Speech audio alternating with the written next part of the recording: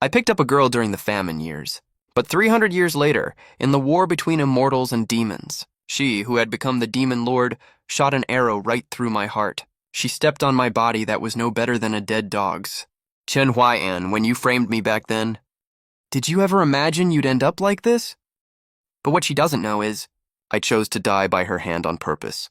I made a deal with the system. I can go back to Blue Planet as long as I complete the mission. That's why I stole the immortal sword 300 years ago, and betrayed my sect, and reached the immortal Lord cultivation realm.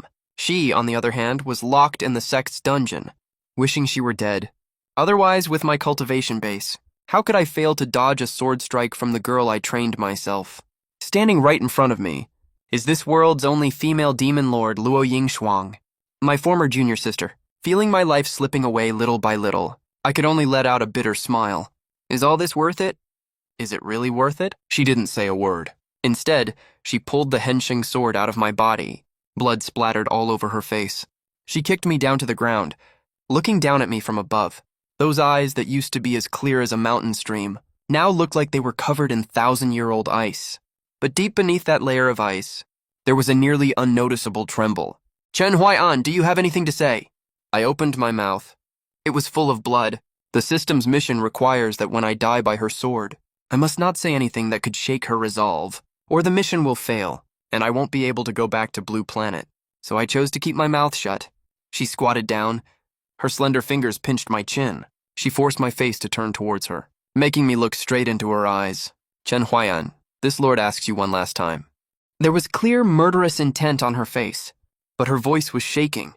Do you really refuse to say anything? Of course I knew what she wanted to hear. She wanted to hear me say I'm sorry. She wanted me to admit the betrayal back then was wrong. She wanted me to tell her myself that I was sincere all those years, that those warm moments weren't fake, that pulling her out of the abyss of death wasn't for any other ulterior motive. I looked into her eyes. I pulled my lips into a smile uglier than a cry. There was a long, awkward silence. She waited for a very long time. Finally, her expression turned completely cold. Fine. If you won't say it, then never say it again. I stared at my own blood on the tip of the sword. It felt like time was turning back to the old days. It was an era of snow disasters. Mountains and rivers were all frozen solid. Rivers were completely dried up. Countless low-level cultivators and ordinary people were frozen to death during that endless winter. Frozen corpses could be seen everywhere along the roads. Faced with such a catastrophic era, everyone could barely save themselves. Back then, I had only transmigrated to this world for less than 3 days. Following the system's guidance, I found next to a village road a thatched cottage that was about to collapse. The moment I pushed the door open, I saw her. A tiny figure curled up in the corner of the room, wrapped in a piece of linen full of holes. She was so small that I could lift her whole body with one hand.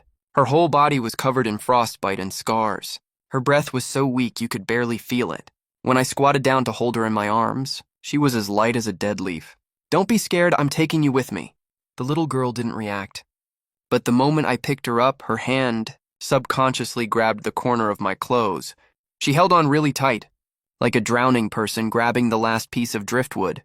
I found out about her background later. Her name was Luo Yingshuang. She lost her mother the day she was born. The villagers also drove her out of the village, a 5-year-old kid in this harsh world that's worse than even the lowest rungs of the cultivation realm. She fought with stray dogs for food every day, and slept in the haystacks by the roadside. I don't know how she managed to stay alive until the day I found her. Probably God wanted her to suffer a little more, to feed and take care of her. I went to Xuantian sect to work as an outer sect handyman, sweeping floors, chopping wood, carrying spirit stone ore, cleaning alchemy furnaces, feeding spirit beasts. I did all kinds of work. I worked every waking hour of the day, doing nothing but work and sleep. The pay was pitifully low, barely enough to buy some coarse grains and cloth. But Luo Yingshuang grew up, from a 5-year-old kid to a 10-year-old girl, then from a 10-year-old girl to 15 years old, and grew into a graceful, beautiful young maiden. She's extremely talented, way better than I am. An elder took a liking to me.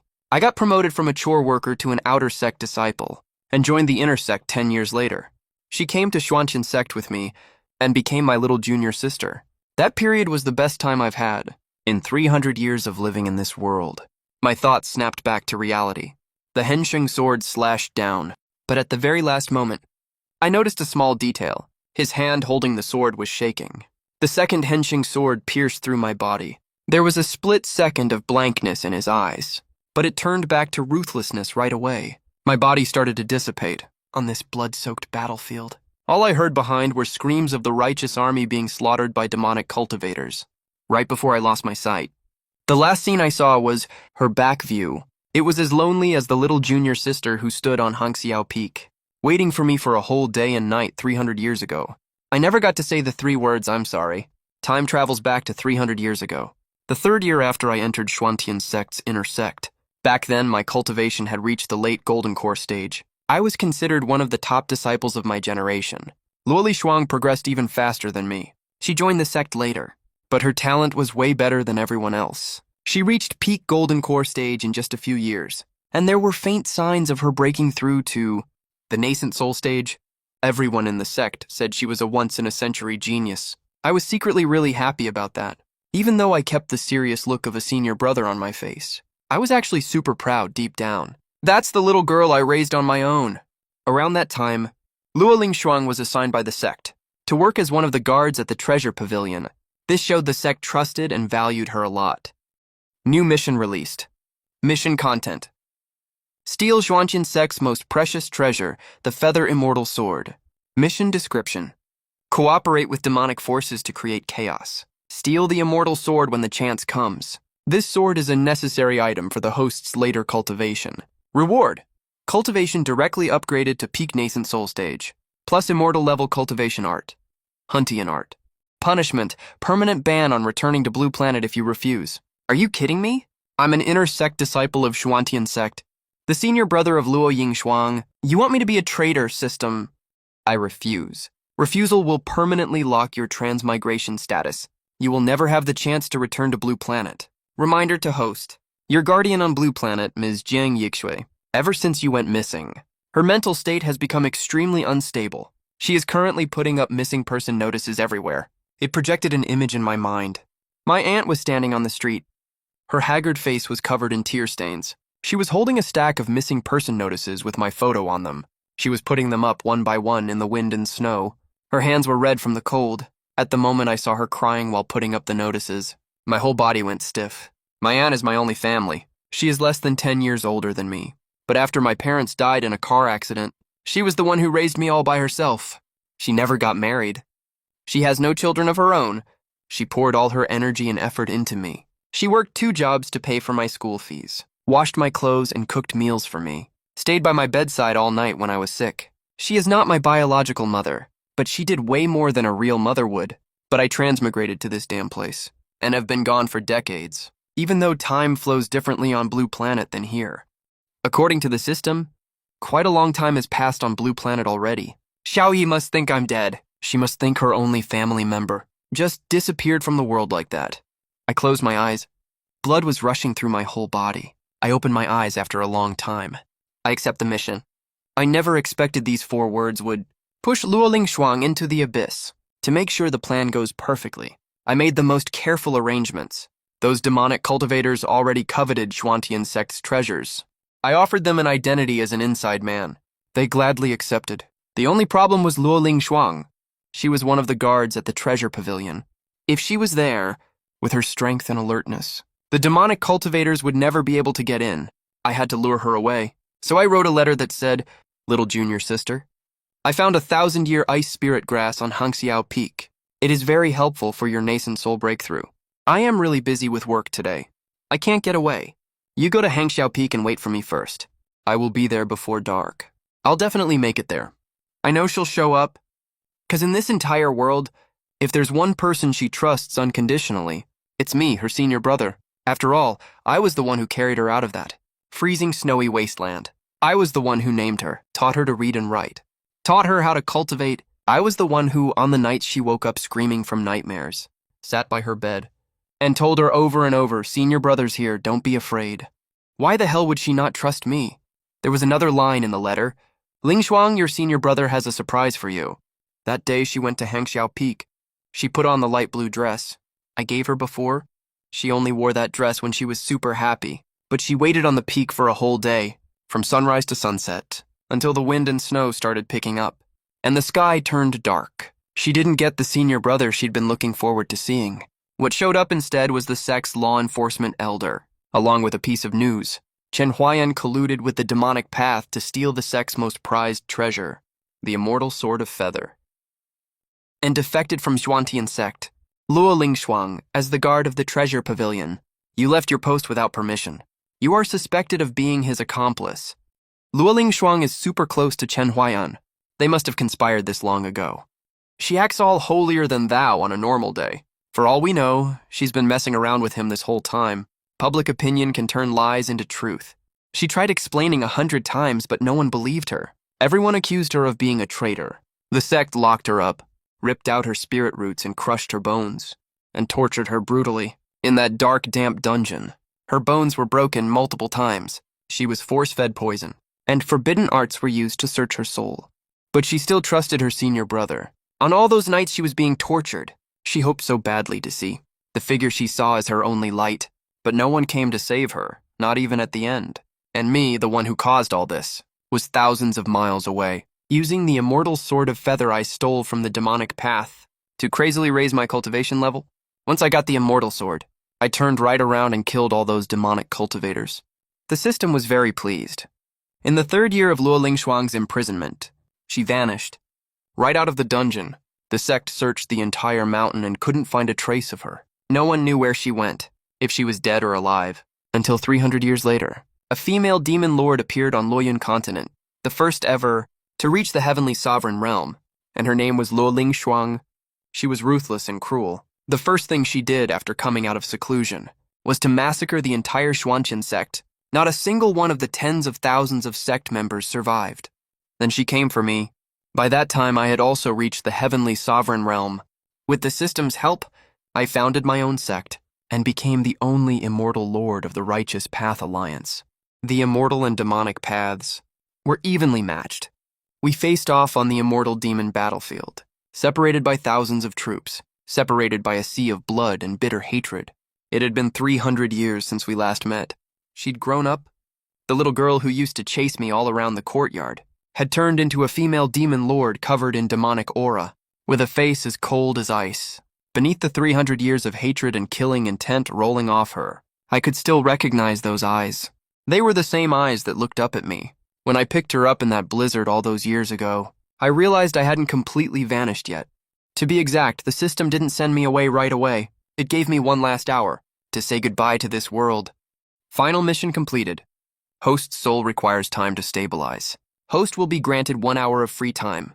After 1 hour, Host will return to Blue Star. During this period, Host exists in the form of a residual soul, cannot interact with any living being. I floated in midair, like an invisible bystander, trapped in the last hour I had left in this world. The immortal demon war ended. The immortal alliance suffered a crushing defeat. More than half of the righteous path cultivators were killed. The rest either surrendered or fled in disorder. Luo Lingshuang left the battlefield alone, riding the wind. She only went to one place, Hangxiao Peak. That was the former site of Xuantian sect. The once grand and magnificent sect had been reduced to ruins after her massacre. The broken walls were overgrown with wild grass. The once immortal aura-filled place was now completely lifeless. She stood at the edge of the cliff. Below is an unfathomable abyss. Thick fog is churning wildly. There is a sturdy pine tree by the cliff edge. Its branches are as strong as a dragon's. Its pine needles are bright green and full of life. In the middle of this entire ruin, it is the only living thing left, because I planted this tree together with her. That was her first year after joining the Xuantian sect. Winter had just ended. Spring snow was just starting to melt. She picked up a pine nut on the mountain and ran over to find me. Her eyes were sparkling as she said, "Senior brother, let's plant a tree together." I asked her why she wanted to plant a tree. "You said before, senior brother. Pine trees are the toughest trees of all. Wind and snow can't break them. Thunder and fire can't harm them. Lin Shuang wants to be as strong as a pine tree too." "Oh." So we went to Hangxiao Peak's cliff edge to dig a small pit. We buried the pine nut inside the pit. She watered it very carefully and seriously. She also pulled a red string out of her pocket and tied it to the rock nearby. Said it was a wish-making string. I asked her what wish she had made. She put both hands behind her back. Her face flushed slightly. "I'm not telling you." Then she mumbled another line softly, so quiet that you could barely hear it. I wish senior brother will never leave Ling Shuang. When Ling Shuang grows up, I will definitely marry senior brother. 300 years later, the pine nut grew into a huge tall tree. But the two people who planted the tree, one became the world-destroying Demon Lord. The other turned into a drifting broken soul. I watched Luo Yingshuang standing in front of that pine tree. She stretched out her hand, gently touching the rough tree trunk. Then she slowly squatted down, squatting right next to the tree roots. She wrapped both arms around her knees. Big teardrops rolled down her cheeks one after another, falling onto the wilted fallen leaves below. For 300 years, Demon Lord Luo Yingshuang never shed a single tear in front of countless cultivators. When her spirit was drawn and bones dug in Xuantian sect's dungeon, she didn't cry. When she massacred the entire sect, she didn't cry. When she killed me, she didn't cry either. But right now, facing this silent old pine tree, she was crying like a little child, just like when she was 5 years old, curled up in a thatched hut, crying the same way she did when no one came for her. I stood right behind her, stretched out my hand wanting to pat her head, but my hand went straight through her hair. I couldn't touch anything at all. Chen Huayan, you lied to me. My broken soul spoke silently behind her. I'm sorry, Ling Shuang. But she couldn't hear me at all. No one could hear me. How badly I wanted to hug her. How badly I wanted to be like when we were little, pull her right into my arms, and say over and over again, senior brother is here, don't be afraid. But I'm not her senior brother anymore. I'm just a wisp of broken soul about to fade away. An hour passed really quickly. My broken soul started getting even more transparent. It's time to go. Before I completely disappear, I took one last look at her. She was still squatting right there, holding her knees tightly, like a little wounded animal, curled up under that old pine tree that carries all her most precious memories. Goodbye, Luo Lingshuang. My consciousness sank into boundless darkness, but Luo Lingshuang's story didn't end under that pine tree. In places I have no idea about. In timelines I can't see at all. She cried for a very long time on Hangxiao Peak, so long that the sky turned from dusk to deep night, then turned from deep night to dawn again. After she finished crying, she stood up, wiped all the tears off her face, then walked down the mountain. She went to the demon sect and summoned one of the elders. This elder was one of the people who rescued her from the Xuantian sect dungeon all those years ago. Luo Lingshuang always thought she escaped, because this elder saved her on his own for some purpose. But today she decided to get to the bottom of it, because there was a doubt that had been bugging her all along. Why would Chen Huai'an team up with the demonic path to steal from the immortal realm? And why was she coincidentally saved by the demonic path later? It's too coincidental, too perfect to be an accident. When that elder was summoned to Luo Lingshuang's presence, his face immediately changed color. She noticed it right away. With her heavenly venerable realm perception, the sudden rapid increase of the elder's heartbeat couldn't be hidden from her at all. This sovereign will ask you one question. 300 years ago, you saved this sovereign from Xuantian sect's dungeon. Whose order was that? To answer the Demon Lord. That was my own decision, my lord. I thought the Demon Lord has extraordinary natural talent. You're lying. The elder fell to his knees, shaking like a leaf. All his petty tricks could never hide from Luo Lingshuang's eyes. She didn't give him another chance to quibble. Her heavenly venerable realm divine sense directly crushed the elder's soul defense and dove straight into his memories for a soul search. The elder's memories unfolded before her like flipping a book. She saw everything. She saw a young man in white use his own soul blood, drop by drop, to form static array runes, forcefully overwrite the elder's consciousness, and turn him into a puppet that obeyed his every command. That young man's face was way too familiar to her. It was Chen Huayan. She saw Chen Huayan use this puppet to plan a perfect prison break. Timing, routes, gaps between shift changes. Every single detail was calculated to perfection. She saw even more, way more than she could ever have imagined. She saw that when Chen Huayan was at nascent soul stage, he challenged opponents way above his rank and fought a peak soul transformation realm, ancient demon beast, for 3 days and 3 nights. In the vision, he was covered in blood. 6 of his ribs were broken. His left arm was almost torn off. Blood from his forehead covered his entire face. He could barely keep his eyes open, but he still got back up. Again and again, every time the demon beast smacked him flying, he gritted his teeth and crawled out of the rubble, holding that Yuji immortal sword, and stumbled to his feet, like an indestructible cockroach that never stays down. The demon beast roared at him furiously, but Chen Huayan just spat out a mouthful of blood. and actually curled the corners of his mouth into a smile. This guy's here. He's still inside. If I don't finish this fast, he's gonna find me. Who is he? Luo Lingshuang's fingers dug into her palm. Of course she knew who he was. It was the one trapped deep in the ruins. The visions kept flashing by. She saw Chen Huayan collapse from exhaustion after killing the demon beast, lying in a pool of blood, unconscious for half a day. The first thing he did after waking up was order the puppet to clean up all traces at the scene, leaving not a single speck behind. She saw other things too. That time she was ambushed in a secret realm.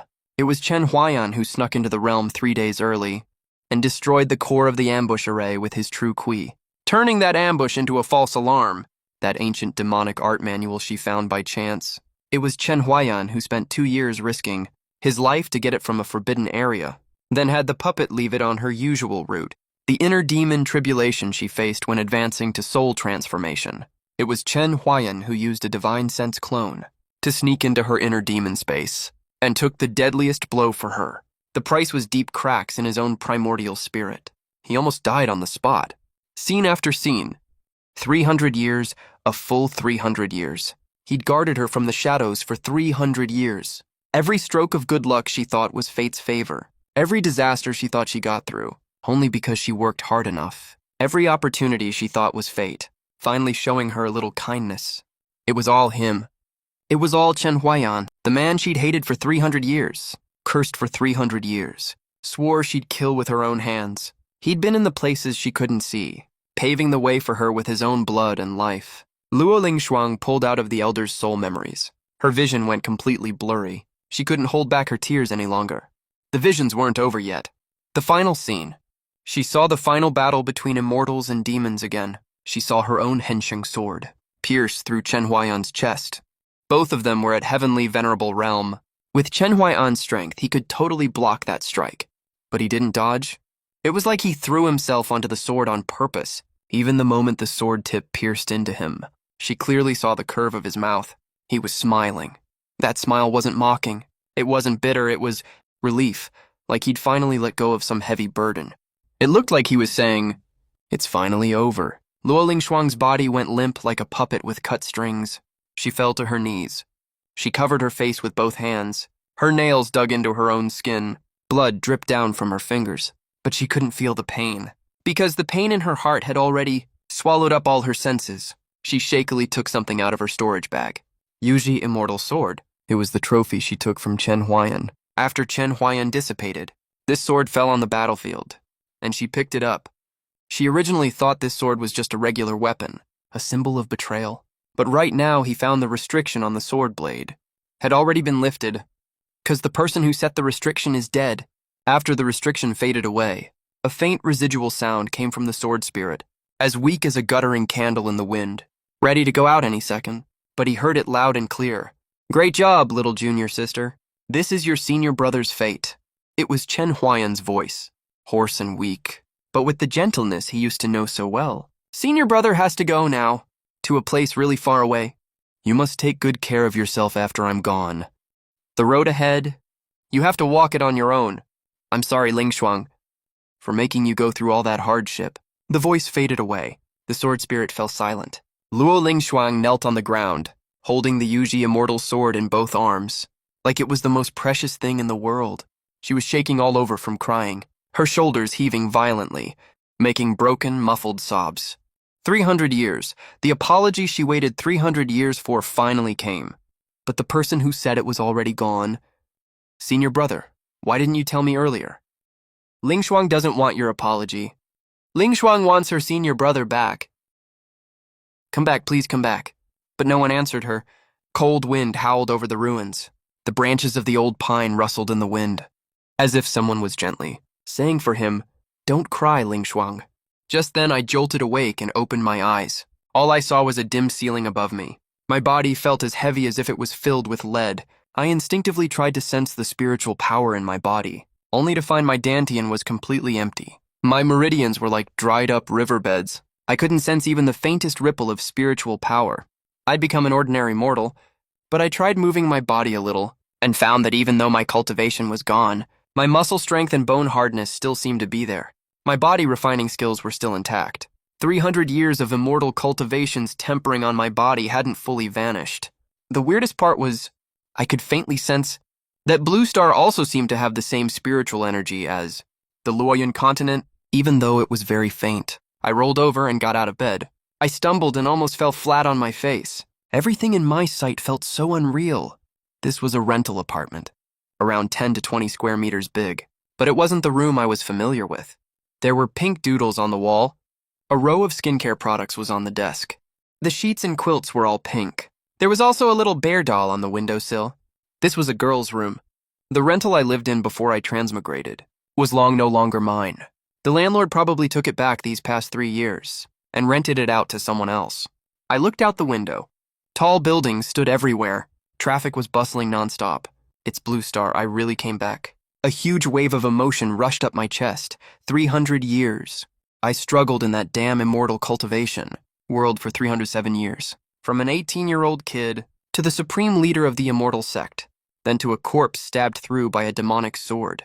And now I'm finally back. I glanced around the room and spotted a phone on the nightstand. The date on the screen made me freeze. I spotted a phone on the nightstand. The date on the screen made me stunned. 3 years. Only 3 years have passed on Blue Star. My mind went completely blank. That annoying system that pestered me for 300 years was gone too. I was just about to go out, grabbed a tissue to wipe my face, and the next second, the bathroom door suddenly opened. A cloud of steam poured out, followed by a figure wrapped in a bath towel. Her pink wet hair was draped over her shoulders. A delicate face emerged from the white mist. The girl was still drying her hair with her hand, looking all lazy. Then she saw me. We stared at each other for about 3 seconds. Her scream almost burst my eardrums. The girl screamed and stepped back 2 steps, one hand clutching her bath towel tightly, the other hand grabbing the shower gel from the sink and throwing it straight at my head. Pervert, creep! How did you get in here? Get out. The shower gel bottle hit me right on the forehead, the pain making me stumble backwards. Wait, hold on. I'm not a pervert. I can explain. Explain my ass. I'm calling the cops. She actually pulled out her phone to dial. Then there was a loud banging on the door from the neighbor outside. What's going on in there? Should we call the cops? Crap, I can't explain this away. If I drag my feet any longer, I'll get arrested as a perv. I turned around, pushed open the window, and climbed out. This is the 3rd floor. That's about 8 or 9 meters high for an average person. This jump would either kill them or leave them disabled. But the second I landed, I realized my knees bent slightly. My feet planted firmly on the ground. Not even a single tremble. Sure enough, my body cultivation skills are still there. 300 years of Heavenly Lord realm physique. All that tempering wasn't for nothing. I didn't look back. I just bolted.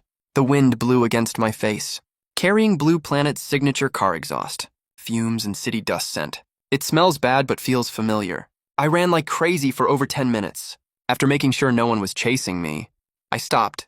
I bent over, gasping for breath. The billboard on the street was playing some news I couldn't understand. Pedestrians on the road were hurrying along. Most wore tight, wary expressions on their faces. I had a hunch something was off. I remember this street used to be full of people just wandering around. But now isn't the time to dwell on that, because I spotted something. A yellowed piece of paper on the utility pole, probably from exposure to sun, wind, and rain. Its edges were all curled up. Most of its color had faded, but the content on it was still legible. Right in the middle was my photo. Below the photo were 4 words, missing person notice. Under that was a line of handwritten text. The handwriting was all crooked. The person writing must have been shaking. Hwai-an, your aunt is looking for you. Contact us if you see this, followed by a mobile phone number. I squatted down below the utility pole, staring at that paper for a long time. So long that the auntie passing by gave me weird looks. Xiaoyi, I'm back. I'm finally back. I followed my memories and ran toward the direction of home. The community my aunt lives in isn't far from here, about 3 bus stops away. I used to walk this road to school every day. I couldn't get lost even with my eyes closed. When I ran to the community gate, my heart was beating so fast it almost jumped out of my throat. I entered the building and went upstairs. Stood in front of the door I remembered so well. I took a deep breath and knocked on the door. I stood in front of that familiar door. I took a deep breath and knocked on the door. A strange man in his 40s opened the door instead. Who are you looking for? I used to live here. Excuse me, where's the former resident? A woman around 30 years old. Oh, you mean the previous tenant? She moved out a long time ago. About 2 years ago, I think. I only rented this place after she left. Do you know where she moved? No idea. I signed the contract with the landlord. I never met the previous tenant. The door closed. I stood in the hallway, stunned for a long time. Don't panic, I still have the phone number. The one left on the missing person notice. I walked back to the tenant's door and knocked again. Now what? The man looked clearly annoyed. Sorry to bother you. Can I borrow your phone for a sec? Just make one call. It'll be quick. The man hesitated for a moment, probably saw how anxious I looked, and didn't think I was a bad guy. He still handed me his phone. I dialed that phone number. The number you have dialed is out of service. I dialed again. The number you have dialed is out of service. I was burning with anxiety. I planned to go to the police station to check household relocation records. I should be able to find it with her ID info. Where she moved to, but I was only halfway there. The sky changed, not the usual overcast kind of change. Instead, a weird mass of black fog suddenly appeared in the sky. It spread across the blue sky like ink, extremely fast. Right after, people on the street started screaming and running in all directions. Monster beasts are here! Run! It's another spatial rift. Run to the subway station. It's safe underground. I stood on the street, watching the people around me run like crazy. I was totally confused. Monster beasts. Spatial rift. Wait, this is Planet Lan. Since when did demonic beasts exist on Planet Lan? I figured it out the next second. A crack tore open in the black mist. It wasn't very big, but it was big enough for a tiger-shaped demonic beast, nearly 2 stories tall, to crawl out from it. Its body was covered in pitch-black armor-like scales. Its eyes glowed with eerie green light. Thick saliva dripped from its huge fangs. I sensed its spiritual energy fluctuation. Below Golden Core level. Probably just at the peak of Foundation Establishment level. But for ordinary people on Blue Planet, this is an apocalypse-level monster. It pounced towards the fleeing crowd. At that moment, I saw 3 young people, 2 guys and 1 girl. In their early 20s, they were the slowest runners. They didn't even have time to look back. The tiger-shaped demonic beast slammed its giant paw down. Blood mist exploded everywhere. 3 young lives just vanished right in front of my eyes. Not even a single bone was left. I clenched my fists. I tried to activate the spiritual energy in my body. There was nothing at all. I couldn't even reach the threshold of chi refining level. But the tragic sight of those 3 people was right before me. I'd be next any second. Who cares if I have cultivation or not? I used to be an immortal lord, damn it. I stepped forward and rushed over. 300 years of combat instinct made me jump up. I slammed my fist into the demonic beast's side neck. A dull crashing sound followed right after. Huge recoil traveled from my fist to my arm. My whole arm went numb from the impact, but the demonic beast was actually knocked back 2 unsteady steps by my punch. It let out an unwilling roar. Its green eyes knocked back 2 unsteady steps by my punch. It let out an unwilling roar, stared fixedly at me, like it couldn't believe a mortal could hurt it. I was a little surprised too. Even though I had no cultivation, this body's strength was way beyond my expectation. The inherited body refinement is less than 10% effective. But Heavenly Venerable Realm is no joke. The demonic beast pounced again. I dodged sideways. At the same time, I grabbed from the ruins of a roadside building a bare rebar. It was about 1.2 meters long, as thick as an arm. I yanked it out with one hand, even though I had no spiritual energy to pour into it. I had something else. Soul power is different from spiritual energy. Soul power is power at the primordial spirit level. Even though my cultivation is back to 0, the primordial spirit framework of Heavenly Venerable Realm is still intact. The remaining soul power is still there too. I poured the remaining soul power into the rebar. An ordinary construction scrap in my hand turned into a weapon emitting faint fluorescent light. The demonic beast sensed danger. It let out a furious roar. Just as I was about to strike, a whistling wind came from behind me. Everyone formed the formation. Tactical encirclement number 3. A group of people in black uniforms rushed over from both sides of the street. Their movements were well trained. I was shocked to find that they had faint spiritual energy in their bodies. Around Foundation Establishment level, the person leading the charge had pink hair tied in a high ponytail, wearing a full tactical uniform. Her delicate face was full of seriousness and ferocity. It was actually the girl I met in the rental apartment. No, right now she looked more like a cheetah ready to tear its enemy apart at any second. Light purple spiritual energy glow condensed in her hand. Her cultivation was at the peak of Foundation Establishment level. We must stop this beast right here. Use the barrier poles to block it, comrades. The lives of the citizens are counting on us. At her order, over a dozen people in black release their spiritual energy at the same time, form formation, and combine attacks. Spiritual energy weaved into a net, trapping the tiger-shaped demonic beast in the center. After a bitter fight, some got injured, some got slammed flying. But finally, under the girls' command, they killed the demonic beast. The demonic beast's corpse fell to the ground with a heavy thud, kicking up dust all over the ground. The girl was gasping for air heavily. Her forehead was covered in sweat.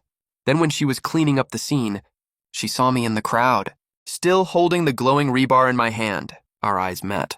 Her face turned from pale to red, then from red back to pale. She probably remembered that she had just come out of the bathroom and been seen completely naked by a strange man. She rushed over without a word and grabbed my collar. Take him away, put him in the car. Wait, I can explain? Cut the crap. Oh, just like that, I was shoved into a black van. From what they said, I found out that these people work for the GMO Bureau, set up by China's official authorities.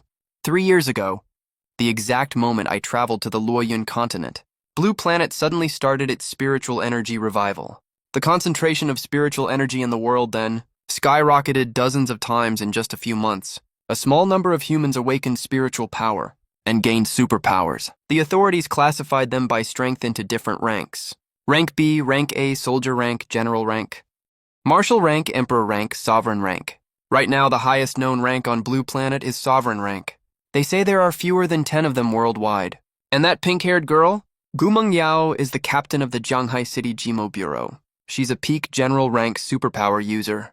In this city, Gumeng Yao is the captain of the Shanghai City GMO Bureau. She's a peak general rank superpower user. She's pretty much one of the best around here. At the same time, spiritual energy revival had side effects too. Spatial rifts would appear in the sky from time to time. All kinds of mutated demonic beasts would come through the rifts. These beasts feed on spiritual energy and hunt humans as prey. They've brought massive disasters to Blue Planet, and the GMO Bureau was established precisely to deal with this kind of situation. So who exactly are you? Gu Mingyao sat across from me, arms crossed over her chest, eyes full of wariness. I made up a set of excuses. I used to rent that apartment before. 3 years ago, I was somehow teleported to another place, and only came back yesterday. When I got back, I found you were living in my place. I really didn't do this on purpose. She obviously didn't buy it, but she didn't refute me right away either. Teleport? You mean you're an awakened too? Not really. There's no superpower fluctuation on you. That's the truth, actually. I really don't have any spiritual power right now. Then how did you survive that demonic beast attack earlier? That was a martial rank equivalent demonic beast. Probably because I have pretty good physical fitness. Gu Mengyao stared at me for a good while. Her gut told her, this guy isn't simple. But they really couldn't detect any superpower fluctuation from me at all. In the end, she didn't keep questioning me. Fine, I'll let this go for now. But you said earlier you lost contact with your family. Yeah, my aunt's name is Jiang Yixue. 3 years ago, she still lived in the old neighborhood south of the city. She moved away now, and her phone number is out of service. Out of service. Can you help me look for her whereabouts? I can try. Over these years, because of the demonic beast disasters, lots of people are missing, injured, or dead. The authorities have a dedicated missing person search system. But whether we can find her or not, I can't guarantee that. Thanks. She glanced at me, like she wanted to say something, but just huffed in the end, and turned her face to the window. She probably was still mad about the apartment thing. I silently apologized to her in my head. Gu Mengyao didn't report my existence to the higher-ups, which caught me a little off guard. Later she explained to me that, over these years, some people who awakened superpowers just want to live a normal life, and don't want to be registered and conscripted by the authorities. Even though she's the captain of the GMO Bureau, she can understand that kind of mindset. Besides, even if I was a threat to the city, she's confident she can handle me as a peak general rank. If she knew that in the other world I was a Heavenly Lord Realm Cultivator, she wouldn't be so confident. But I wasn't planning on telling her that. Drawing the authorities' attention right now would just cause unnecessary trouble. I just want to find my aunt. Gu Mengyao asked someone to arrange a budget hotel for me to stay in. She also got me a new phone and a new SIM card. I stared at that brand new phone and felt like I'd been gone for a lifetime. I haven't touched this kind of electronic product for 300 years. The last time I used a phone was the night. Before I traveled, I ordered takeout, fried chicken and Coke. I was ready to have a fun round of Delta Force. and camp on the bridge to get kills. Then that damn light swept over me, and I ended up in the cultivation world. I didn't get to eat the fried chicken, and didn't get to play Delta Force either, and just like that, 300 years passed. Sitting on that hard hotel bed, I suddenly felt a little unreal. Yep, 300 whole years, sitting on that hard hotel bed. I suddenly felt a little unreal. I searched the news on my phone. The whole screen was stuff related to demonic beast invasions, spiritual energy revival, and superpower users. This world has changed way too much. 3 years ago, Blue Star was still an ordinary planet with technological civilization. Now it has turned into a strange mix of half cultivation and half apocalypse. I turned off my phone and lay down. Exhausted after a long day, I fell fast asleep. At that moment, I seemed to have a dream. I saw Luo Yingshuang. She was standing on the peak of a cloud-piercing mountain. That was the peak of the demon realm, the center of her power. The very top of the empire she built with her own hands. The night was as dark as ink. The galaxy was glittering bright, but that starlight spilled over her white hair, making her face look even paler. She was standing there all alone. No subordinates around her. No attendants. Nothing at all. I noticed she was holding something in her hand. It was the Feather Immortal Sword. She kept clutching that sword, as if she was holding on to some kind of obsession. Then she lowered her head. Tears fell drop by drop. She seemed to be muttering something under her breath. I was woken up by my phone ringing. Gu Mengyao's voice came through the line. Chen Huayan. Her voice sounded a little off. It was choppy and broken. She sounded like she was picking her words. We found it. Yeah, we found it. Your aunt moved to Sucheng 2 years ago. Sucheng was invaded by a huge horde of demonic beasts a year ago. The entire city fell. Right now, Sucheng is officially listed as an S-class restricted area. The whole city is occupied by large demonic beasts. Communications are down. No survivor signals have been detected. Is she still alive? We don't have any of her. Is she still alive? There are no records of her being alive, nor any confirmed death records either. But honestly, the odds are really low. I'm sorry. My hand holding the phone was shaking. Xiaoyi, I fought for 300 years in the cultivation world, just to come back and see you, but I'm back, and you... Where are you? I hung up the phone. I sat there for a really long time without moving. Memories came flooding in. When I was little and got sick, my aunt carried me running over a dozen blocks, before we found a clinic that was still open. Her clothes were completely soaked through with sweat. The arm holding me was shaking.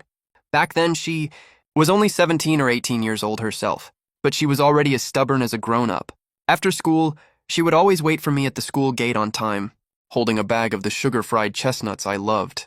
In winter, before I went to bed, she would warm up my bed with a hot water bottle, saying you can't sleep well if the bed is ice cold. The year I took the college entrance exam, she waited outside the exam hall all day long. She didn't even eat lunch. She never complained about being tired, never complained about how hard things were. I knew how hard it was for her to raise me all by herself. An unmarried woman raising a child who wasn't even her own. She gave all the best years of her life to me. A shrill siren sounded outside the window. An emergency notification popped up on my phone. Demonic beast invasion alert. All citizens, please head to underground air raid shelters immediately for refuge. Again? It's those demonic beasts again. But I didn't move. All those instincts to run and hide, rational judgments, the will to survive, were all overwhelmed by a more primal, more violent emotion. Anger. 300 years. For 300 years, I'm still overwhelmed by a more primal, more violent emotion. Anger. 300 years. For 300 years, I swallowed my pride and suffered through hell. Stopped at nothing. Betrayed everyone. Just to make it back home. But I'm back now. My family's gone, my home's gone. Nothing's left. All that's left is demonic beasts and ruins all over the world. I stood up and walked to the window. Cold wind blew in, carrying the sounds of distant explosions and screams. The height below the first floor is over 20 meters. The hotel is on the 10-something floor. I stepped onto the windowsill. Below me was the chaotic street. Demonic beasts were chasing fleeing crowds. But right at this moment, I suddenly felt something strange. Something was surging inside my body, like a river that had been asleep for ages, finally starting to thaw. Wispy, gossamer-like spiritual power was flowing from between heaven and earth right into my body. In my dantian, the dried up riverbed had a faint glimmer of water. Not much, but it was definitely there. Cultivation base, chi refining stage. In just one day, when I got back yesterday, my body was still that of an ordinary mortal. but today it started absorbing spiritual energy automatically. It's like my former cultivation level is recovering little by little. The Dantian container from my celestial sovereign realm is still intact. The previous cultivation technique pathways are still there. My comprehension of artistic conceptions is still intact, too. Right now, it's just like refilling an empty container. The speed is way faster than ordinary people. Even though the spiritual power of key refining stage is negligible, paired with my 300 years of comprehension of conceptions and techniques, it's more than enough for me to jump off a dozen-story building. The moment I landed, spiritual power circulated through my legs and dissipated all the impact force. Right in front of me was the horde of monsters chasing civilians, dozens of gray wolf-shaped monsters, each as big as a calf. At Foundation Establishment stage, I'm as sturdy as a calf too. Also at Foundation Establishment stage, I used spiritual power to condense a transparent, almost illusory spirit sword. Key refining stage spiritual power. To activate the Celestial Sovereign Sword Art. It feels like a tiny pony pulling a huge cart. But the gap in cultivation technique and conception insight is enough to make up for the huge gap in cultivation level. As I drew my sword, a silvery white sword chi sliced through the night sky. Its graceful arc looked like a crescent moon slash. As the sword key swept past, the dozens of gray wolf monsters ahead all froze at the same time, then split apart all at once. Dozens of monster corpses crashed to the ground with a thud, all eliminated with one sword strike. A few civilians on the roadside who hadn't managed to run into the subway station saw this scene. They just froze on the spot, their mouths wide enough to fit a whole apple inside. One middle-aged man even forgot he was running for his life, tripped over something, and fell flat on his face. But I didn't stop. More monsters poured out of the rift in the sky. Wolf-shaped, snake-shaped, eagle-shaped. There were all kinds of them, but most were at Foundation Establishment stage. I charged at them like a madman. Every time I killed a monster, its soul would be devoured by me. The spiritual power contained in those souls flooded into my Dantian, filling that huge container. My cultivation level was rising rapidly. This feeling is like a desert that's been dry for 100 years, suddenly getting a heavy rainstorm.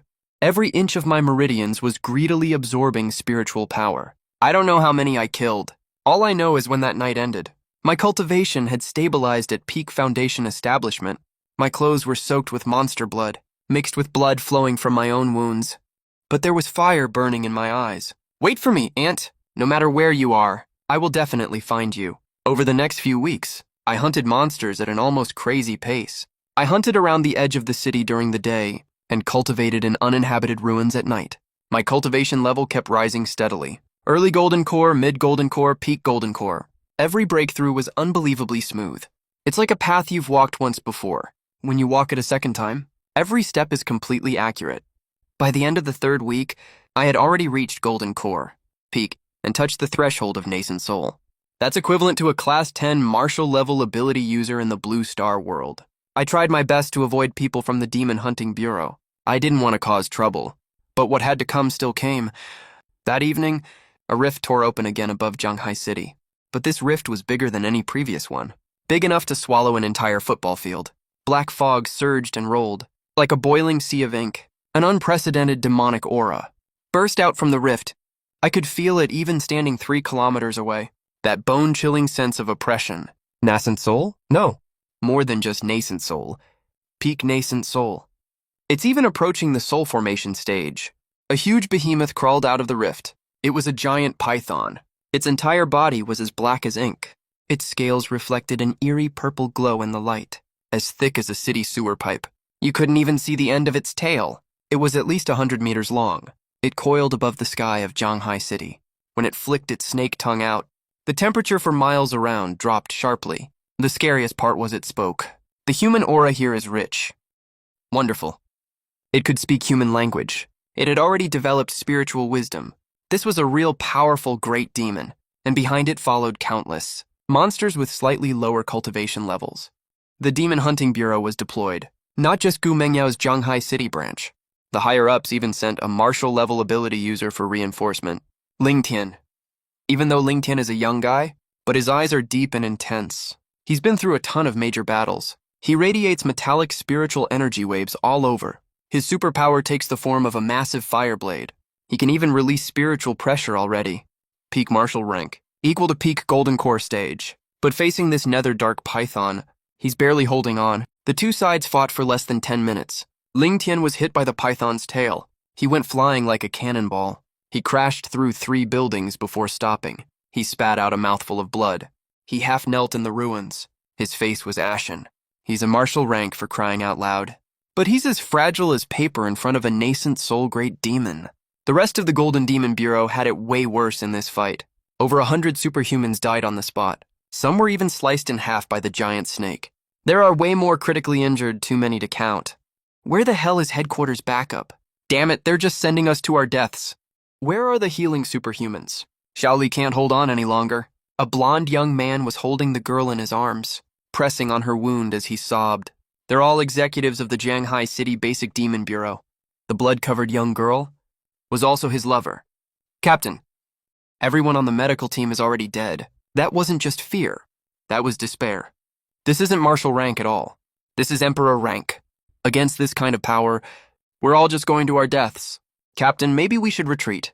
The young man wiped away his tears, then put on a firm, unwavering expression. He shakily pulled out a lighter, lit a mosquito coil. You take Xiaoli and fall back. Keep her safe. Captain, are you crazy? Comrades, other teams are still fighting tooth and nail. Behind us are millions of Shanghai City citizens, thousands and thousands of ordinary people. If we retreat, what happens to them? Anyone not afraid to die, follow me. The team members all looked ready to face death without fear. On the other side, Gu Mengyao was hit on the side by the python's tail. She flew over a dozen meters and crashed into an overturned bus and passed out cold. The nether dark python was coiled there lazily. Its snake eyes were full of amusement. To it, these humans are nothing but tiny ants. It can crush with a flick of its claw. Are humans in this world really this weak?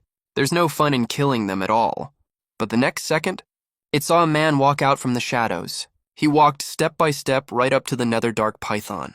His steps were slow, not threatening at all. The dust and smoke over the ruins hadn't cleared yet. Firelight lit up the side of my face. The nether dark python lowered its head, its tongue flicking while it stared at me. It could sense my cultivation level. Peak Foundation establishment stage. I was just an ant in its eyes, but it felt a chill deep in its soul, as if it was carved into its consciousness. It found the man in front of it somewhat familiar, but a mere Foundation establishment cultivator. How could it match its hundreds of years of cultivation? Another fool coming to die. I said nothing. The spiritual energy in my Dantian was spinning rapidly, following a technique path way above my current cultivation level. This is a secret technique I created in my past life. Yellow Spring Finger, a Tianzun level killing move. It uses soul power as the trigger, and world spiritual energy as the blade, concentrated at the tip of a single finger. When this finger strikes, it's like the yellow spring surges, all living beings perish. Using Peak Foundation establishment power to activate this secret technique, that's like using a bowl to hold an entire river. My body will take massive backlash damage. But can I pull off this attack? Because the key isn't how much spiritual power you have, but how deep your understanding of Tao rhythm is. 300 years of comprehension, plus the infusion the system gave me before. It's deep enough. The nether dark python was getting impatient. It swung its tail over, with enough force to smash a mountain into rubble. I dodged to the side at the last second. The tail grazed my cuff and slammed into the ground. The ground within 100 meters collapsed into a deep pit. I flipped 3 times in the air to steady myself. Before I hit the ground, I already held out my right index finger. A faint blue light gathered at my fingertip. This light wasn't bright and sparkling like normal spiritual energy. It was a deep dark light like will-o'-the-wisp burning in the abyss. The python's pupils shrank sharply. It could sense that the tiny, almost negligible point of light contained enough terrifying power to kill it outright. This life and my past life. There's no way you're just a Foundation establishment cultivator. He didn't even finish his sentence. I pointed out with my finger. Yellow Spring Finger. A dark blue beam shot out from my fingertip. It let out a sharp whine as it cut through the air. That sound didn't seem like a light beam moving. It sounded more like space itself was being torn apart. The beam moved so fast that the naked eye couldn't catch it. The nether dark python's pupils reflected that very beam of light. Then its tongue got blown apart and black blood rained down like a waterfall. The huge python body lost control, fell down from midair, crashed onto the city street, kicking up a dust wave hundreds of meters wide. One finger took out a nascent soul great demon. I landed on the ground after the strike, but my right arm was shaking. This was the backlash from forcing a high-level skill. There were multiple tiny tears in my meridians. A trickle of blood seeped out the corner of my mouth. All the surviving Demon Control Bureau members around were stunned. Ling Tian crawled out of the ruins, covered in dust from head to toe. His face was full of disbelief. He had just watched with his own eyes a young man, who only seemed to have general tier strength, kill the nascent soul great demon with one finger, a demon he couldn't even last 30 seconds against. When did someone this powerful show up in Shanghai City? But before they could snap out of their shock, the sky split open again. This crack was way bigger and deeper than the last one. The aura spilling out from the crack made his blood run cold halfway. Emperor Tier de Monora. A human-shaped silhouette walked out of the crack, that's right. Walked out, not crawled, not flew, not gushed out, but walked out calmly with a kind of grace that looked down on all living beings. It was a demon with a human-like body, with a male face. His features were eerily delicate. His skin was as pale as jade, but his pupils were vertical golden snake pupils. He was wearing a set of pitch-black armor, a pair of giant wings covered in dark purple scales spread out behind his back. They almost covered half the sky. Emperor Tier Demon, Imperial Preceptor. I stood rooted to the spot, feeling that terrifying pressure falling from the sky. A demon of this level has barely appeared a few times on the entire Blue Star. And now it's here in tiny Shanghai City. Lin Tian's face was way past pale with fury. It was deathly, pale like a corpse. He'd been through countless battles, but he'd never faced a D-tier existence before. Because on Blue Star, there's only one D-tier superpowered person in the entire country of Wuxia, and that person is in the northern domain fighting off another D-tier demon. In other words, Shanghai City has no force at all that can deal with this thing. The helicopter was still circling overhead, transmitting the live footage via satellite signal back to the main headquarters of Wuxia's Demon Control Bureau. The command room was dead silent. On the big screen, Di Shidian's figure looked like a descending demon god. D-tier, another Emperor Tier demon. How could it show up in Shanghai City? That's only a C-tier defense city. Contact Emperor Chu in the northern domain? No. There's no time. Everyone's eyes were glued to the screen. Di Shidian looked down at the city ruins below his feet and those humans, trembling like ants in the ruins, and he smiled. There was pure contempt in that smile. That spiritual energy fluctuation just now was somewhat interesting. His gaze landed on me. You're the one who killed my vanguard. I clenched my fists tight. My right arm was still sore because of the yellow spring ruler. Backlash, the pain was faint but persistent. The tears in my meridian still hadn't healed. I haven't even reached the nascent soul stage yet. Against a D-tier demon at the divine transformation level, my odds of winning are almost zero. I definitely have the ability to use my skill to run away. Heavenly Lord tier movement technique paired with Foundation Establishment spiritual energy can get me out of his tracking range at the very least. But I didn't leave, because right behind me, there were other people still there. There's the unconscious Gu Mengyao, the injured Ling Tian, and those Demon Control Bureau members who couldn't evacuate in time, plus countless ordinary people in the city who were fleeing to the underground air raid shelters. But my little aunt who might still be alive, if I die here, who will go to Sucheng to find her? But if I run away, what happens to all these people here? Fuck, I've never been a saint. In my 300 years of cultivation, I've scammed and tricked people, broken promises and betrayed people, killed countless people, done all kinds of messed up, immoral shit. But this is the Blue Planet. It's the place where I was born and raised. I just can't bring myself to turn around and run. When my own people are being sent to their deaths, maybe it's because of what my aunt taught me as a kid. Huai'an, you have to have a conscience as a person. Indra seemed annoyed by my silence. Ants. You humans are nothing special after all. I came to this world by order of the Supreme Being. I thought there'd be some fun here. Turns out it's just so boring. The Supreme Being. What does that mean? Aren't these monster beasts supposed to appear randomly from the dimensional rifts? They were ordered to come? By who? I didn't have time to think about all this, because Indra made a move. It wasn't that he was too fast to see. He straight up vanished from my field of vision. The next second he was right next to me. I'm asking you a question. A world-destroying force blasted from my right side. My body was hit by a giant palm and sent flying like a cannonball. I crashed through countless buildings and ended up jammed into the fourth wall, stuck deep inside the fourth wall. I spat out a huge mouthful of blood, Several ribs in my chest were broken. My internal organs were displaced, and my meridians were shattered. Is that all you've got? Indra's voice came from far away, full of disappointment. I pulled myself out of the dent in the wall and stumbled to my feet. My vision was blurry, my mouth was full of blood, but my mind was clear. Mid-stage soul formation realm. With my current cultivation level and state, there's no way I can win a head-on fight. But who says I have to fight head-on? I wiped the blood off my mouth and smiled. Indra raised an eyebrow. A dead man walking is actually still smiling. He didn't rush to attack, as if he wanted to see what tricks this ant had up his sleeve. I started burning my beast essence. This is a forbidden technique that comes at the cost of overdraining your life force to burst out power way beyond your limit in a short time. Even average cultivators can raise their cultivation by 1 or 2 minor realms by burning beast essence. But I'm not an average cultivator. My Dantian is at the Heavenly Lord level. My comprehension of cultivation techniques is also at Heavenly Lord level. I just lack spiritual power, and burning beast essence just so happens to convert life force into spiritual power. Trade life for power, fight life for life, inside my Dantian. A scalding force gushed out like a volcanic eruption. Cultivation level, early stage golden core. Mid-stage golden core. Peak golden core.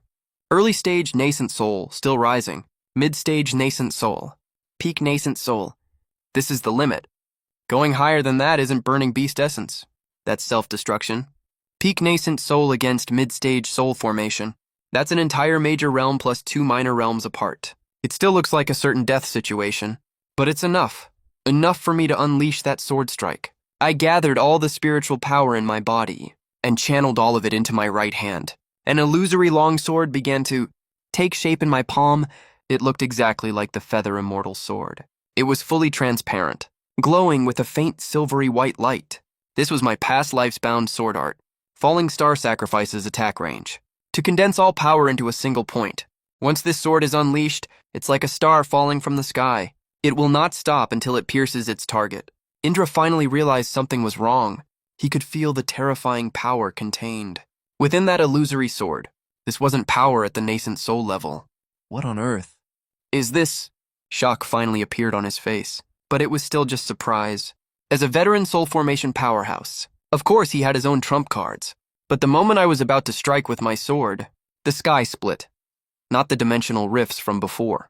The entire sky was torn open. Time across the entire blue planet seemed to freeze. A galaxy stretching across the horizon burst out from the sky. The starlight was dazzling, like a silver waterfall pouring down from the 9th heaven. I'll never forget the feeling of that moment. The pressure gushing out from the galaxy was so vast it made people feel desperate. So terrifying it made your soul tremble. Everyone was pinned down and couldn't move. Lin Tian dropped straight to his knees, spitting up blood. Unconscious Gu Mengyao's body was twitching uncontrollably. Ordinary people 100 kilometers away already passed out. Even Indra, a soul formation level emperor-class monster beast, also had a look on his face that was pure, fear that seeps straight from the bone. 'Cause he knows what level of power this is. It's not divine transformation realm. Not void refinement realm either. He recognizes this aura. The highest tier of power in the entire universe. In the Milky Way. A figure slowly steps out. In that instant, the helicopter signal from China's general headquarters cut out. Pagan immediately noticed. The signal was seemingly sliced off by an invisible force out of nowhere. It's not just China. All network satellites on the entire blue planet. Communication and electromagnetic signals all went down. Every electronic screen turned to static. All radars went completely blank. It's like someone hit the mute button for the entire planet. Meanwhile, in the Milky Way, a figure steps out walking on starlight. She wears a dark black robe carved with demon patterns. The interwoven black and red patterns look like burning blood flames flowing across the fabric. Her long hair is as white as snow, glowing with a cold silver sheen in the starlight. Her face is so pale it's almost transparent. So exquisite it doesn't look like something from the mortal world. A bright red demon mark sits between her eyebrows. It looks like a third eye, or an eternally blooming blood-red flower. Cold and violent. Wild yet carrying a heartbreaking sense of isolation, she floats in midair. The demonic energy around her dyes the sky. For hundreds of miles around a dark red color. Her eyes sweep across this unfamiliar concrete jungle. Tall buildings, roads, car lights, all these things are completely foreign to her. Then her gaze drifts downward. She sees the ruins. She sees the bloodstains. She sees Indra. And finally, she sees me, lying in the middle of the mess, covered in blood, barely holding myself up. Time seemed to freeze right then. We lock eyes, thousands of meters apart, separated by the space and time of two different worlds. There's shock and surprise in her eyes, along with an indescribable complexity, so intense it can't be put into words. That mix of surprise and unnameable complexity forms an emotion that's impossible to put into words. I saw that exact emotion 300 years ago. The first time I ever met her, when she was 5 years old, when I carried her out of that thatched hut. The first second she opened her eyes and looked at me, it was this exact look. Like she was stuck in an abyss of despair, and suddenly saw a beam of light. Under this apocalyptic level of pressure, Indra couldn't even stand steady. His legs were shaking, his eyes filled with terror. This fear born straight from the depths of his soul was not something he could fight off with his cultivation or strength. They were simply not on the same level of existence. He wanted to speak, to beg for mercy, to threaten, to run away. Anything would do, but he couldn't even open his mouth. Luo Lingshuang didn't even glance at him. The second her eyes landed on me, she didn't look away for even a second. Then a flash of sword light spilled out from the Milky Way. It was just a faint streak, like the lightest stroke of inkwash painting. The sword light cut through space, through Indra's domain, his body protecting demonic energy, his physical defense, through everything. Indra's body went stiff, then shattered like a broken mirror. Not even a speck of ash was left behind. A divine transformation tier emperor-level demon beast. Didn't even get a proper look from this mysterious woman. Wiped out like someone stepping on an ant. Every single person still alive didn't dare to say a word. It wasn't that they didn't wanna, they just couldn't. That heavenly venerable level pressure was weighing down on them. Even breathing felt like a luxury. Lin Tian lay on the ground, his bones creaking all over his body. He felt like he was about to be crushed into a pancake. He forced his head up through the blood that was covering his eyes. As he stared at the figure in the sky, what kind of monster is this? This is way beyond D tier. It has already exceeded all the level classifications he's ever known. Then Luo Lingshuang finally moved. She descended from the sky. I caught her scent. That same cold, crisp scent with the faint fragrance of plum blossoms. 300 years. She hasn't changed at all. I collapsed weakly into the ruins, covered in blood. Looking at her in total disarray, I forced out a small smile. Li Shuang, she knelt down, the great and mighty demonic Tao sovereign, a female demon lord at the heavenly venerable realm, knelt down among the ruins and rubble, knelt right in front of me. She poured spiritual power into my body like crazy. Her hands were shaking. Tears rolled down that pale, ice-cold face that had never shone in front of others for 300 years. Even the slightest sign of weakness, 1 drop, 2 drops, then countless more drops. It was like the kind of cry that had been suppressed for way too long, and finally burst its banks completely at a certain moment. Do you have any idea how long I've been looking for you? Let's rewind to the Luoyun continent, back to the moment my remnant soul dissipated, and my soul was sent back to Blue Planet by the system. She cried at Han Xiaofeng's place for a whole day and night, until her tears ran dry, and her throat went hoarse. Her whole body felt like it had been drained empty, the truth she saw from the elders' memories. And that weak apology in the Uchiha sword, stabbed into her heart one after another like 2 knives. 300 years of resentment, 300 years of hatred, all crumbled to pieces in an instant. What replaced it was an emotion that was 10,000 times more painful than hatred. She killed that person with her own hands. All crumbled completely first. What took its place was an emotion that was 10,000 times more agonizing than hatred. She personally killed the person who had always protected her. She personally killed the senior brother who pulled her out of the abyss, and guarded her secretly for 300 years. Ling Shuang, don't be sorry. Li Shuangyao, senior brother. But senior brother is already gone. That gentle voice, that hand that always ruffled her hair, the person who would hold her in his arms during a blizzard and tell her not to be afraid was gone. Just like a wisp of smoke, she thought about following him. She held the henching sword across her neck. 1 gentle slice, and it would all be over, and she could go find senior brother. But right at this moment, a voice rang out in her sea of consciousness, old and deep, a voice that seemed to have crossed endless years. He's not dead. Luo Lingshuang's hand trembled. The sword almost fell out of her hand. He just went to another plane world. Do you want to find him? Yes, of course I do. No matter how far the ends of the earth are, no matter where the end of the star sea is, I will find him, even if it costs me my own life. So she made a crazy decision. She left the demon realm behind.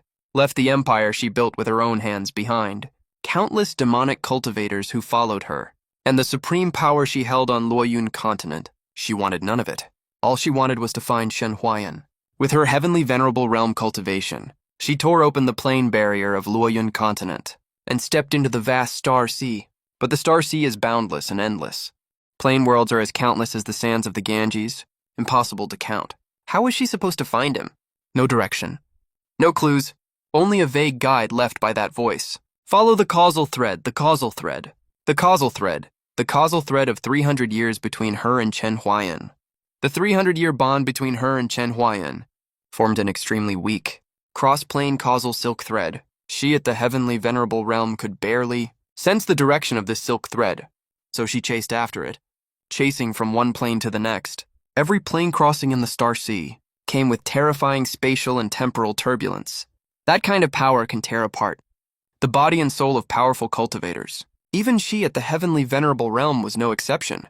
During the first crossing, her right arm was torn apart by the spatial temporal turbulence. Blood turned into red mist in the void. She gritted her teeth and reattached her broken arm and kept moving forward.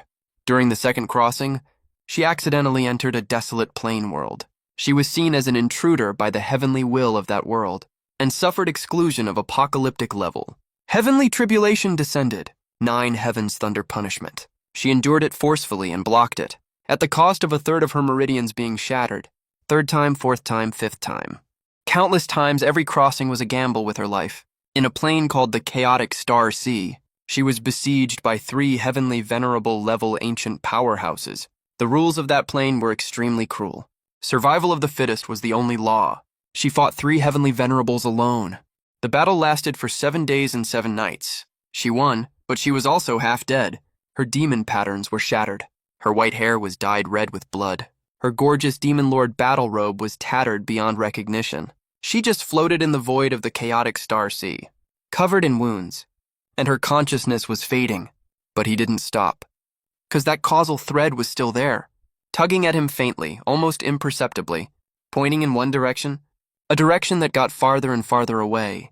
He kept walking. He kept walking. One plane after another. Time is warped in the space-time turbulence. Maybe only a few days passed on Blue Star, but the time he lived through was a full 1,000 years. He wandered alone in the endless sea of stars and planes for 1,000 whole years. In those 1,000 years, his cultivation was honed through countless life-or-death fights, to the very limit of the Heavenly Lord realm. In those 1,000 years, his face didn't change one bit, but the light in his eyes changed. No more hatred. No more madness, but an almost paranoid obsession. Find her! I have to find her! No matter what the cost is. One day in the 1,000th year, the causal thread suddenly got really strong. So strong that his entire soul was trembling. He tore open the last plane barrier and saw a deep blue planet and sensed a scent so familiar he wanted to cry. Then he saw her, in the middle of the ruins, covered in blood, on the verge of death, facing a soul formation realm demon beast. She could obviously run away any time, but stood there like an idiot ready to fight to the death, just like before. She's always been like this, at that moment when she always pushes herself to a dead end. The tears she'd held back for 1,000 years finally burst. Senior brother. Why did you lie to Lin Shuang? Please don't leave Lin Shuang.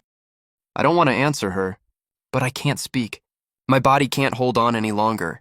That strike from Di Shitian shattered most of my internal organs, plus the backlash from burning my beast core. Right now, I'm like a lamp that's lost most of its oil, plus the backlash from burning my beast core. Right now, I'm like a lamp that's about to burn out. My consciousness is fading. My vision is dimming.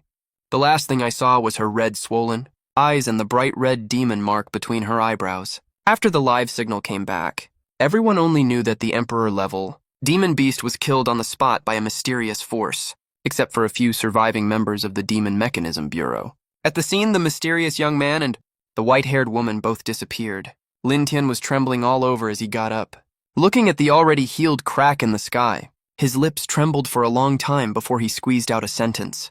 What on earth? Is that monster? I woke up when warm liquid dripped on my face. I opened my eyes to dim light, a wooden ceiling. There was a fresh scent of grass and trees in the air, mixed with a familiar cold plum blossom scent I knew well. I turned my head. My whole body hurt. Bones, internal organs, meridians. Nothing didn't hurt. But at least I was still alive. Then I saw her. Luo Linshuang was lying next to me, her head resting on the edge of the bed. Her white hair was spread all over the bed, setting off her pale face. She was asleep. There were still faint tear streaks on her face, like she cried herself to sleep out of exhaustion. Her hand was slender. Her almost transparently pale hand was clutching my sleeve tightly.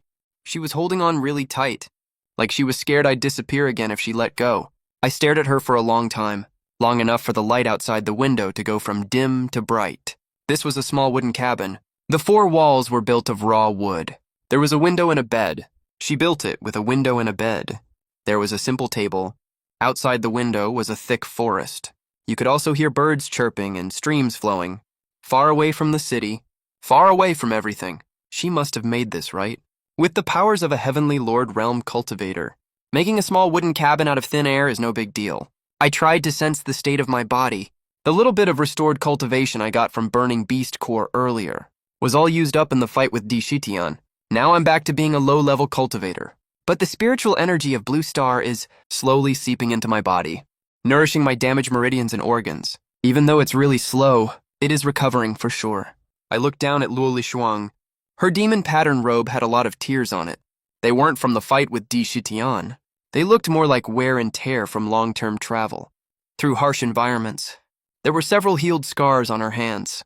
For a cultivator at the Heavenly Lord realm, how come there are healed scars? Unless those injuries were so severe that even Heavenly Lord realm practitioners' healing powers can't fully erase them. I have no idea what she went through, but those scars alone are enough to make me not dare to imagine. She's waking up. She probably sensed me staring at her. Her eyelashes trembled slightly, then slowly fluttered open, and met my gaze. We just stared at each other quietly. Then she sat up abruptly, looking totally flustered. This grand Heavenly Lord realm female demon lord was blushing bright red right now. So flustered she didn't know where to put her hands. You're awake. Mm-hmm. Are you hungry? Whoa, holy crap. Bing Shuang's body went completely stiff, like she was frozen in place. It took her ages to slowly turn her head. Holy crap. Bing Shuang's body went completely stiff, like she was frozen in place. It took her ages to slowly turn her head. Tears were glistening in her eyes. You know everything now, don't you? She didn't say a word, just slowly squatted down, next to my bed, and buried her face in her arms. Her shoulders were shaking. Bing Shuang was bad. It's all Bing Shuang's fault. Lin Shuang shouldn't have hated senior brother. Lin Shuang killed senior brother. Lin Shuang deserves to die. I reached out my hand and placed it on top of her head. Her body trembled a little, then went completely stiff. It was like this touch, the feeling of this hand on her head, woke up some distant memory. 300 years ago, every time she woke up crying from a nightmare, I would put my hand on her head just like this and say, "Don't be scared. Senior brother is here." Now 300 years have passed. My hand is still in that same spot, and she started crying. From quiet sobs to uncontrollable wailing, all 1,300 years of grievance, regret, longing, and fear poured out all at this moment. I didn't say anything, just kept stroking her hair over and over again, just like I used to. She cried for a really long time, so long that the sun outside the window slowly set. When she finally cried enough and lifted her swollen red eyes to look at me, my sleeve was already soaked through with her tears. Senior brother. Mm-hmm. Why didn't you tell me earlier? I couldn't. Some things can't be said until the very end. Is it that thing called the system? How do you know about the system? I saw it during the soul search. Something about the system. How do you know about the system? I saw some bits during the soul search, in that elder's memories. There was footage of you talking to an invisible thing. Even though I couldn't see that thing, I could tell you were receiving some kind of instructions. Yeah, the system. The thing that dumped me on Loyun continent. It gives me missions. If I finish the missions, I can go back to Blue Planet. Go back to my world. All the missions, including betraying the sect, allying with the demon faction, stealing the immortal sword, and even dying by your hand in the end, were all arranged by it. Then all the things you did for Ling Shuang. Saving Ling Shuang, protecting Ling Shuang, leaving cultivation opportunities for Ling Shuang. Those weren't arranged by the system. I did those all by myself, every single time. She was about to cry again. I quickly added another line. Stop crying, I don't have other clothes to change into. She snorted and laughed. then held it back halfway through, making a weird half-crying, half-smiling face. It looked really ugly, but also really pretty. We talked a lot after that. I told her everything. The system, transmigration, blue planet, Xiaoyi. Absolutely everything. She listened quietly. Didn't interrupt me once. After she heard everything, she was silent for a long time, then said something that caught me off guard. That voice that led Ling Shuang to find you. What if it's also part of this whole plan? What do you mean? Ling Shuang traveled through the Star Sea for 1,000 years. She traveled for 1,000 years. Every time she tore through the plane barrier, it consumed a huge amount of power. And every time a plane is torn open, the barrier between the two worlds will get even thinner. If someone or something wants to use Luo Yingshuang to open up the passage between the two worlds, that voice is the perfect bait. A chill ran down my back. What he said makes sense. Way too much sense. That mysterious voice that guided him to find me was old and deep, like it came from ancient times. If it wasn't trying to give directions out of kindness, but guiding him on purpose, then what's the goal? Make heavenly venerable level Luo Yingshuang keep tearing plane barriers, to open a path for some being to descend to Blue Star. This guess sent a cold shiver all over my body, but now isn't the time to look into this. The top priority right now is to find Xiao Ye. I told Luo Yingshuang about the situation. She mentioned one thing. When Yingshuang first arrived on Blue Star, she scanned thousands of miles around with her divine sense. The Sioux City you talked about, its surface is indeed occupied by demon beasts. But there are signs of humans underground. They're still alive. Are you sure? Yeah, even though it's blocked by some kind of spiritual barrier. Ling Shuang's divine sense can get through it. There are at least 1,000 people underground. As for whether among them, Ling Shuang doesn't know your little aunt, so I can't tell for sure. But since there are survivors, there's hope. The moment I heard that word, hope, worked better than any magic panacea. For the next few months, I stayed in this small cabin, healing and cultivating. Luo Yingshuang's cultivation was suppressed to the void refinement level by Blue Star's heavenly law. She shielded 100 miles radius with her divine sense. No creature can get inside. This demon realm empress who commands tens of thousands of demons and makes ruthless calls has now turned into a little wife taking care of her mortal husband, because I'm basically no different from a mortal right now. She cooks for me in different ways every day, even though she has no clue how to cook at all. Everything she makes is basically inedible garbage. But she won't let me say it tastes bad. She helps me change my bandages, even though she's bad at controlling her strength. If she's not careful, she'll tighten the gauze so hard I grimace in pain. She sits beside me when I'm cultivating, even though there's nothing she can help with. She just insists on staying there, just sitting right next to me. She can stay like that the whole day. Sometimes I sneak a glance at her. She'll take advantage of when I'm not looking, to reach out and touch my hair, then yank her hand back right away, with a stiff face like she didn't do anything at all. This 1,300-year-old demon lord is really so cute. Days pass just like that. Blue Star's spiritual energy is way more abundant than I expected. My body keeps absorbing spiritual energy. My cultivation level is steadily rising. By the 3rd month, I already reached the peak of Golden Core stage. That's equal to a martial level ability user on Blue Star. My recovery speed was unbelievably fast. After all, I have the body of a heavenly venerable level cultivator. All I need to do is fill it with spiritual energy. My body was also almost fully healed.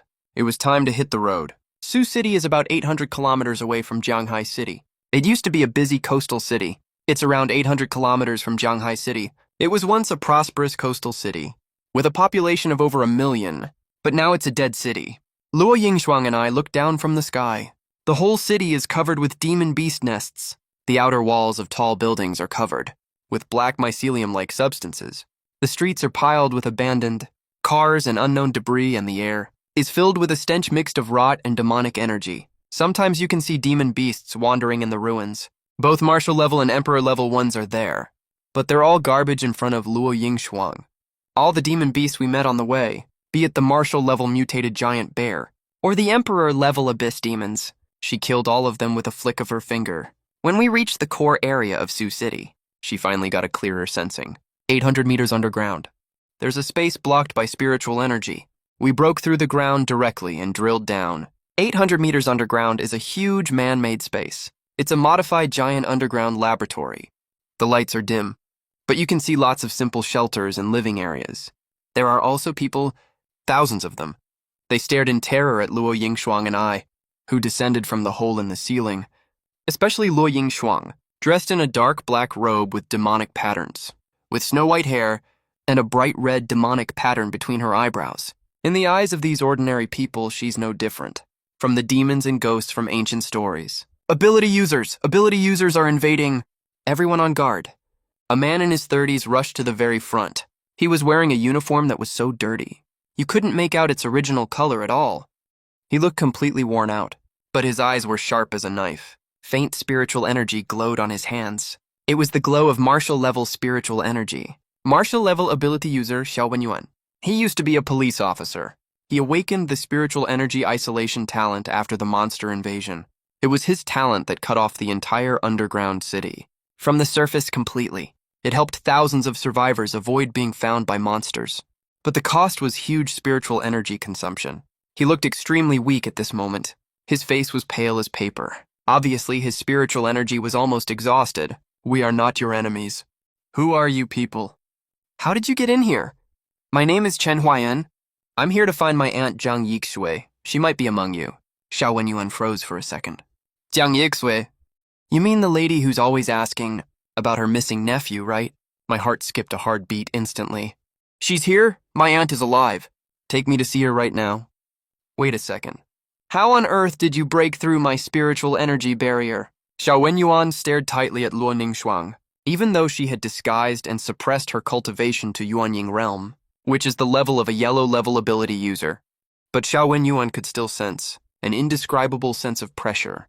His gut was telling him, this woman is no ordinary person. She's way stronger than a yellow-level ability user, because she's really powerful. I answered Xiao Wenyuan briefly. He stayed silent for a few seconds. He didn't ask any more questions in the end. He led us through the passages of the underground city. We twisted and turned all the way, and stopped in front of a small room at the corner. She's right in here. I took a deep breath. I pushed the door open. The room was tiny. There was only a simple bed and a chair inside. A woman was sitting on the bed. I pushed the door open, and it was her. The room was really small. There was only a simple bed and a single chair. A woman was seated on the bed. She had lost way too much weight. But I recognized those eyes immediately. Ever since I was little, every morning when she woke me up, every night when she tucked me in, every time she attended my parent-teacher meeting, she looked at me with those exact same eyes. Aunt? I called, and she lifted her head. The second she saw me, her whole body started trembling. Huayan, it's me, Xiaoyi. I'm back?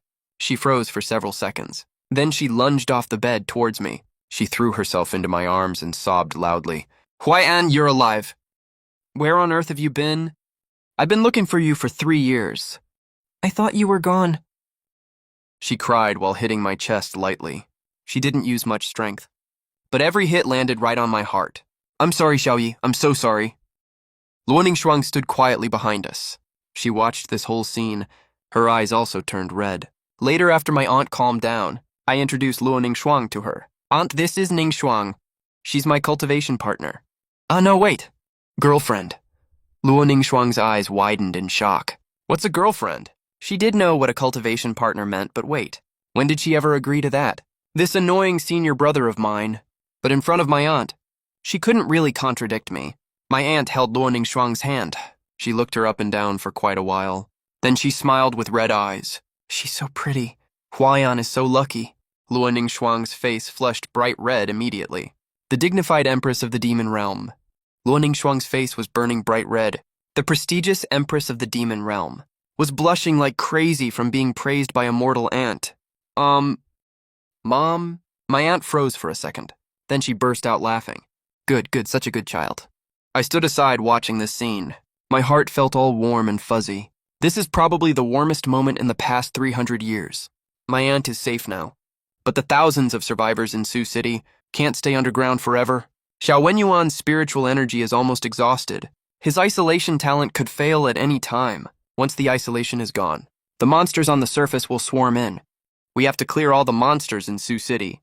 Leave this to me and Luo Ningxuang. Luo Ningxuang suppressed her cultivation to the nascent soul realm level. Any higher would easily draw unwanted attention. Even so, the monsters in Sioux City are nothing in front of her. They're just a bunch of useless trash. I fought side by side with her.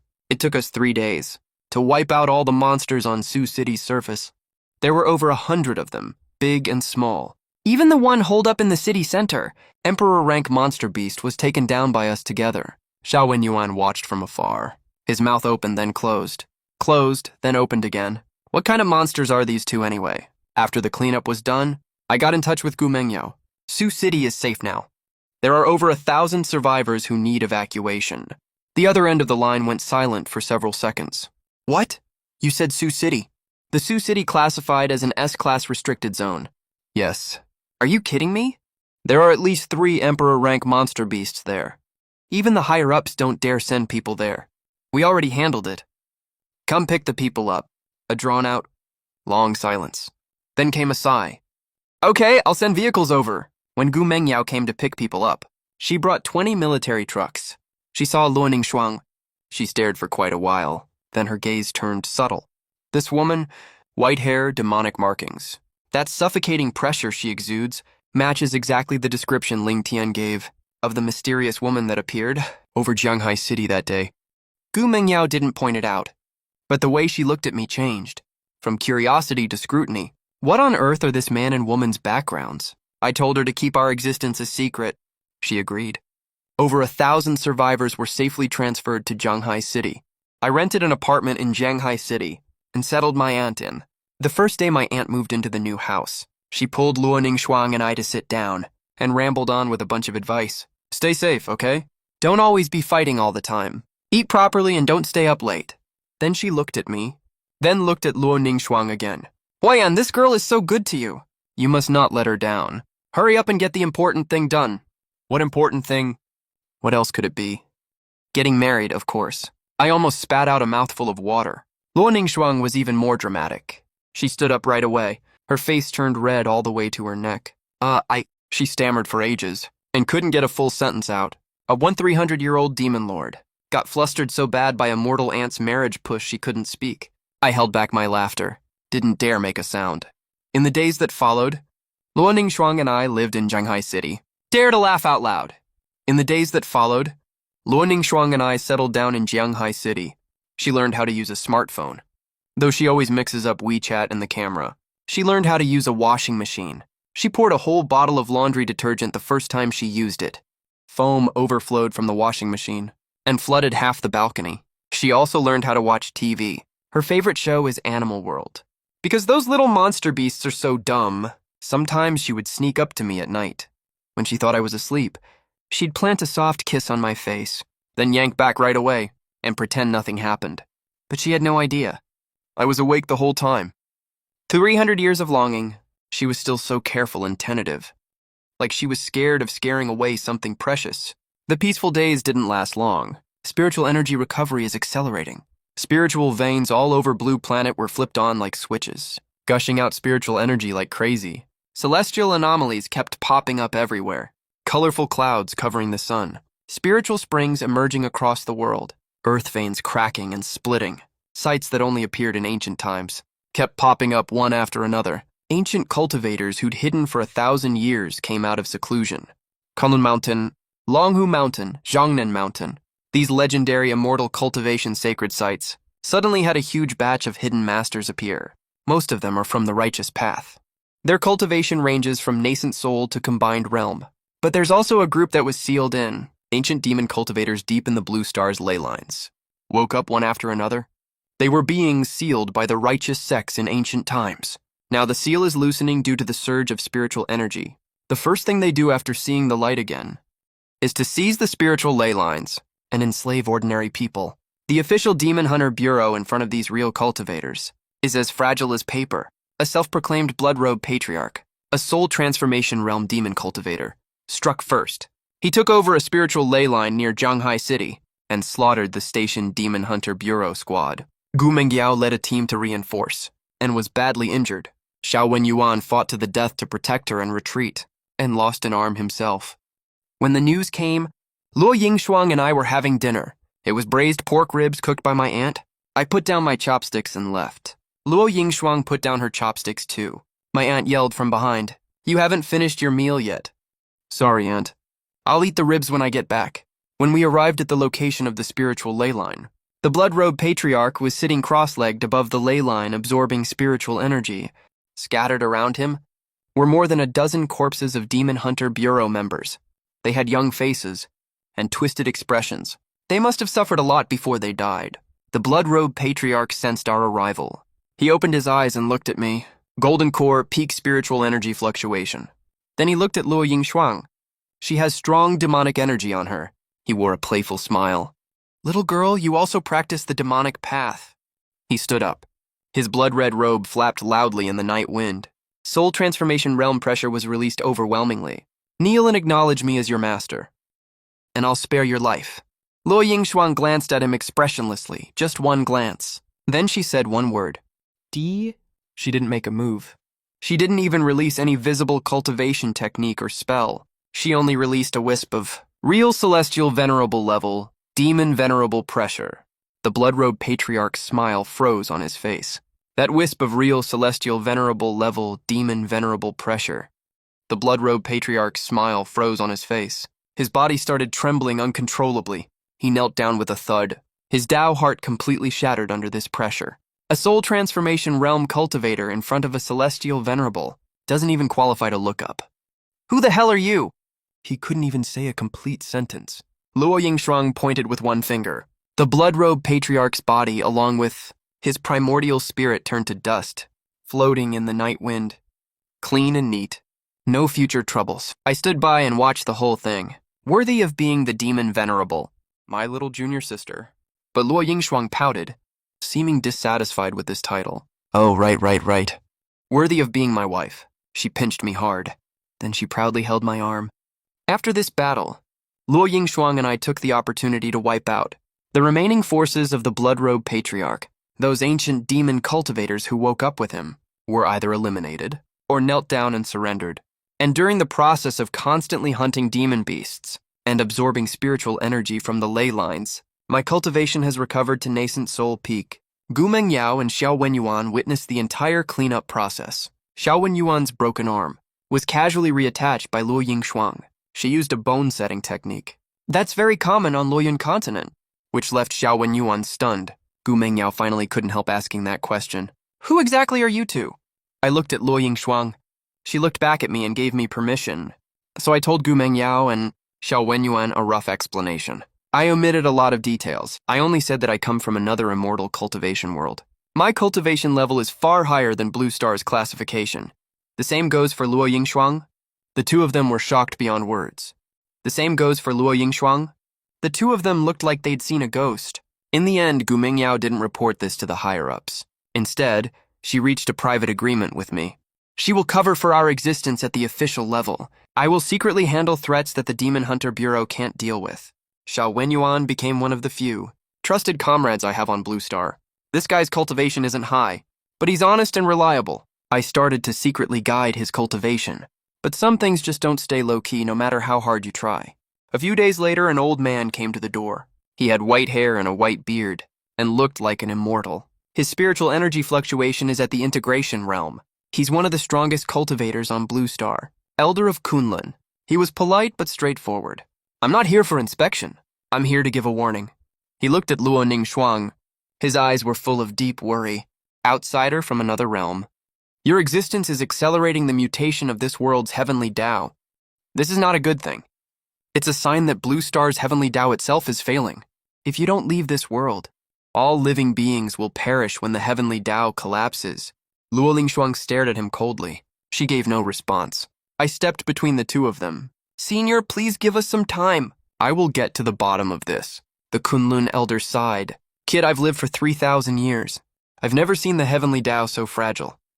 If you don't find out the truth soon, all living beings in this world will be buried with it. He turned and left after finishing. Luo Yingshuang and I exchanged a look. Looks like an even bigger storm is coming. Less than 3 days after the Kunlun elder left, something happened. Deep in the Changbai mountain veins, a terrifying demonic aura shot straight into the sky. It melted all the snow within 100 li radius. The ancient guardian spirit beast bred by Blue Star's heavenly Tao, the nine-tailed fox, has woken up. She took human form as a stunningly beautiful woman. 9 silvery white tails fanned out behind her. Peak of the integration realm, second only to the heavenly lord. After sensing Luo Yingshuang's aura, she showed up directly. Her purpose was not to provoke. but to question. Outsider from another realm. Your existence is eroding the foundation of this world's heavenly Tao. As the guardian spirit beast of Blue Star, I won't stand by and do nothing. A big fight was unavoidable. The nine-tailed fox was extremely powerful. Her illusions were unpredictable and tricky. Even though Luo Lingshuang's cultivation was suppressed to the void refinement realm by Blue Star's heavenly Tao, the Heavenly Lord's Tao foundation was still far stronger than ordinary people's. Their fight tore apart the sky within 100 li radius. I assisted from the side. I specifically countered the nine-tailed fox's illusions. With Heavenly Lord-level spiritual perception, I could clearly tell real from fake. During the fight, I noticed the nine-tailed fox had no killing intent. She held back on all her attacks. It was more like she was testing and warning us. I told Luo Lishuang to stop. Wait, she doesn't want to kill you. Luo Lishuang frowned, but she still stopped attacking. The nine-tailed fox was panting. Her silver tails drooped slightly. That's right. I just wanted to see how capable this outsider from another realm is. Then something even more troublesome came. The ancient Taudi in the northwest desert also woke up. It's at integration realm, with the instinct to devour everything. It devoured the spirit veins of several small towns along the way, heading straight for Luo Yingshuang's aura. Luo Yingshuang and I teamed up to stop it. This fight was way more brutal than the one with the nine-tailed fox. Taodi is a pure battle-type ferocious beast, the kind that doesn't listen to reason at all. In the end, I communicated with it using Heavenly Lord Daoluck, and managed to calm it down. Both of these ancient ferocious beasts are guardians bred by Blue Star's heavenly Tao. They didn't wake up to attack Luo Ningshuang. They sensed Blue Star's heavenly Tao as being affected by some kind of... They didn't wake up to attack Luo Ningshuang. They sensed that Blue Star's heavenly Tao is being eroded by some external force. So they instinctively saw Luo Ningshuang as a threat. The nine-tailed fox told me a key piece of information. Blue Star's heavenly Tao isn't failing naturally. It's being siphoned away. Every time a planar rift appears, it takes away part of Blue Star's heavenly Tao origin. And the first time these rifts appeared, she glanced at me, was exactly 3 years ago. The moment I transmigrated 3 years ago, Luo Yingshuang and I looked at each other. Both of us looked really grim. Transmigration, system quests, Luo Yingshuang's 1,000 years of searching, all these seemingly coincidental events put together, revealed a terrifying picture. That system was never just an assistance tool. It used me. And it used Luo Yingshuang too. Every time it tore through the planar barrier, it was opening a path for some being to descend on Blue Star. I told Luo Yingshuang my theory. She was silent for a long time. The voice that guided Yingshuang to find you. What if it's also part of the system? The answer was obvious. Deep in the Pacific Ocean, I found the answer in the seabed spiritual eye, a deliberately hidden spatial anchor.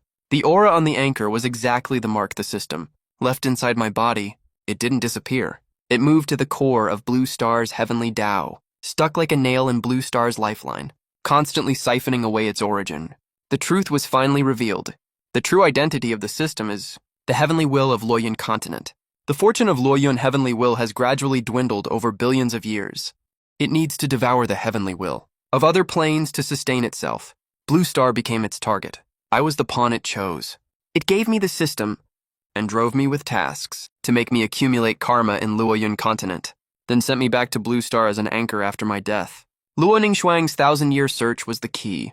Every time it tore through the plane barrier, it opened a wider passage for Luoyun heavenly will. That mysterious voice was always the doing of Luoyun heavenly will. The sky changed the moment I pulled out the anchor. A crack appeared above the Pacific Ocean that stretched across the sky in golden color, 10,000 times larger than the passage Luo Ningshuang tore before. It was far larger than any previous passage. A suffocatingly vast pressure poured out from the crack. It was not the power of any living being, but the power of an entire world, whose heavenly will was descending in tangible form. The true form of Luoyun heavenly will had arrived. It has no fixed shape. It's a mass of golden chaos that devours light, covering half the sky. All living beings on Blue Star felt that suffocating oppressive force. Mortals fainted on the spot. Low-rank cultivators coughed up blood. Blue Star's heavenly will was already at its end. Devouring this world is this sovereign's only choice. Luo Ningshuang's cultivation suppression completely vanished at this moment. Blue Star's heavenly will was too weak to maintain any restraints. The full power of heavenly sovereign realm returned to her body. Her demon patterns bloomed with a terrifying blood-red light. She gripped the Hensheng sword tightly and stood right by my side. Senior brother, this time, Ling Shuang will fight with you. It's the most brutal battle in Blue Star's history. Nine-tailed foxes and Touty all came out in full force. Guardian spirit beasts erupted their final power as Blue Star's heavenly will neared collapse, unleashing all their remaining strength. The Kunlun Elder led all of Blue Star's ancient orthodox cultivators to form a formation and resist. Xiao Wenyuan and Gu Mengyao led their subordinates to evacuate mortals. They held back Luoyun Heavenly Will at the periphery, and its separated Heavenly Tribulation beast horde. But the real main battlefield only belonged to two people. I stood side by side with Luo Ningxuang, 300 years of relying on each other, 300 years of being enemies, 1,000 years of separation. Now we're finally on the same side. Luoyun Heavenly Will tried to break our will. It showed Luo Ningxuang the full footage of every betrayal I committed back then, stealing the immortal sword, allying with the demon path, luring her away on purpose. See, he used you. Luo Ningxuang sliced those illusions into pieces with one sword strike. My hate and love are none of your business? Then it showed me the bloody scenes of Luo Ningxuang's 1,000 years of killing sprees, the sects she slaughtered, the cultivators she killed. The star seed dyed red with blood. See, she's no longer the little junior sister you knew. I laughed. I know what she's like better than anyone. I don't need you to remind me. I'm the orthodox immortal sovereign. Preaching immortal sovereign, that's true. But my wife is the demon sovereign. How good of a person can I be? Luoyun Heavenly Will's attacks came pouring down. The golden chaos was like raging ocean waves, crashing over wave after wave. Each wave contained enough terrifying power to destroy an entire plane. I struggled to hold on during the battle. The framework of Heavenly Sovereign Realm in my primordial spirit, under the infusion of Blue Star's spiritual energy, started to resonate violently. Those sleeping Tao rhythm and artistic conceptions and cultivation techniques were pushed to the limit at the life or death moment. My cultivation was skyrocketing. Void refinement, unity. Great vehicle, tribulation transcendence. Until that long-lost threshold appeared in front of me. Heavenly Sovereign Realm. Luo Ningxuang sensed my change. She did not hesitate to use her demon sovereign power to guard me while I cultivated and bore all of Luoyun Heavenly Will's, round after round of attacks alone. Her demon patterns shattered. Blood dyed her white hair red. Her black robe was torn to shreds, but she didn't take a single step back. Hurry up, senior brother. I closed my eyes, and my primordial spirit resonated with the heaven and earth.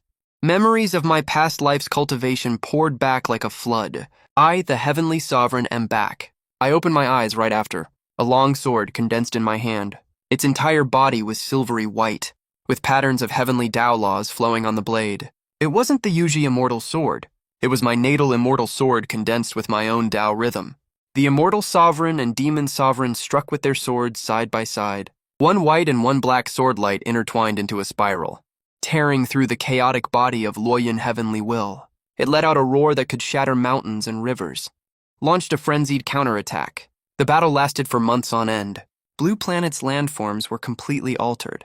Tens of thousands of feet high waves rose from the oceans. Even the continental plates were trembling. Finally, I used the Heavenly Lord's Tao rhyme as a lock. Luo Yingshuang used the Demon Lord's power as a chain.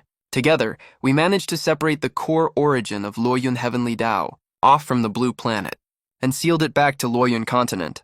We cut off all passages between the two worlds. Luoyun Heavenly Tao let out a final wail and was sent back to its own world. The price we paid was equally heavy. Blue Planet's Heavenly Tao used up its last core origin in the catastrophe and completely vanished into nothingness. The shackles of Heavenly Tao no longer existed. Spiritual energy has been flowing freely on Blue Planet ever since. Cultivators no longer have a cultivation ceiling, a real era where high-level cultivators can move freely. Cultivators no longer have a cultivation ceiling. A real great cultivation era has begun. After the war, Blue Planet was left in ruins, but there was still life and hope left. The Kunlun Elder took the lead in rebuilding order. Xiao Wenyuan was elected as the core figure of the new Demon Bureau. Gu Mengyao broke through her bottleneck during the catastrophe and reached the soul transformation realm. Men didn't fully understand what had happened, but everyone remembered that day. The interwoven black and white sword lights in the sky. Xiao Yi was safe and sound. After the war, he held my hand and Luo Yingshuang's hand and rambled on telling us to stay safe, then kept urging us to get the important thing done quickly. Luo Yingshuang rarely blushed. I agreed with a smile. One evening, a month later, Luo Yingshuang and I returned to the small cabin in that mountain forest. the one she conjured up when she took care of me, while I was in a coma back then. The setting sun filtered through the leaves onto her white hair, dyeing it a warm golden color. She leaned on my shoulder and was unusually quiet. Ling Shuang, I'm sorry. Her body stiffened, and she looked up at me. These were the 3 words she had waited 1,300 years for. Back in the final battle on Luoyun continent, she pinched my chin and questioned me, but I never said these words out loud.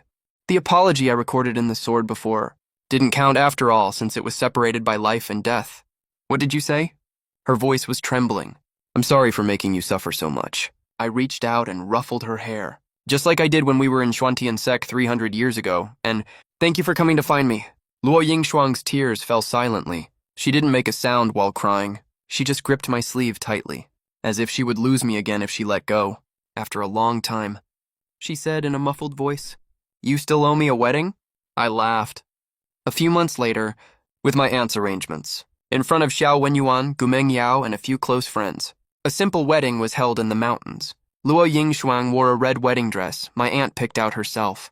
The demon mark between her eyebrows against the red dress no longer looked cold. Instead, it looked like a blooming red plum blossom. She was so nervous the whole time she didn't know where to put her hands. The 1,300-year-old demon lord at this moment was just like an 18-year-old bride. I held her hand and said something. It was so soft, only she could hear it. From now on, your senior brother isn't going anywhere. Tears fell from her eyes again, but this time she was smiling as she cried. 3 days after the wedding, I noticed something off during my cultivation. After the heavenly Dao shackles disappeared, the plane barrier between Blue Planet and Luoyun continent was extremely fragile, and above these 2 worlds, a brand new spatial passage was slowly forming. The aura coming from the passage was extremely ancient. The spiritual energy was far richer than the total of Blue Planet and Luoyun continent. I sent my Heavenly Lord-level divine sense into the passage, and the sight I saw made my whole body stiffen. It was an infinitely vast immortal palace ruin. A go board was placed on the stone table. There were countless pieces on the board. 2 side-by-side black and white pieces were glowing faintly. The black piece contained all the mountains, rivers, stars, and seas of Luoyun continent. The white piece contained the entire Blue Planet. The 2 worlds were just 2 pieces on the board, and there were thousands of other pieces on the board. The stone chair next to the board was empty.